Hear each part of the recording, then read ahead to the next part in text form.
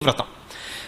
ఆ రోజు తిథితో సంబంధం లేదు, వారంతో సంబంధం. ఏ తిథి ఉంది, ద్వాదశి ఉందా, త్రయోదశి ఉందా, చతుర్దశి ఉందా, లేకపోతే ఏకాదశి ఉందా, పంచముందా, సప్తముందాతో సంబంధం లేదు. చివరికి వచ్చేస్తుంటుంది శుక్లపక్షం. పౌర్ణమి ముందు శుక్రవారం ఏమొస్తుందో ఆ శుక్రవారం నాడు వరలక్ష్మీ వ్రతం చేస్తారు. వరలక్ష్మీ వ్రతం చెయ్యడానికి అసలు ఈ వ్రతం ఉన్నది అని మొట్టమొదట లక్ష్మీదేవి ఎవరికి చెప్పింది? చారుమతికి చెప్పింది.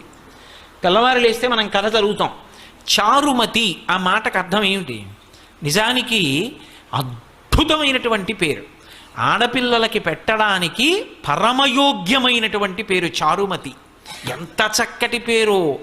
చారు అంటే సత్, మంచి అని, చాలా చక్కటి ఆలోచన కలిగినది, విశాల బుద్ధి కలిగినది. మతి బుద్ధి, మంచి బుద్ధి కలిగిన పిల్ల, దానికి అర్థం చారుమతి.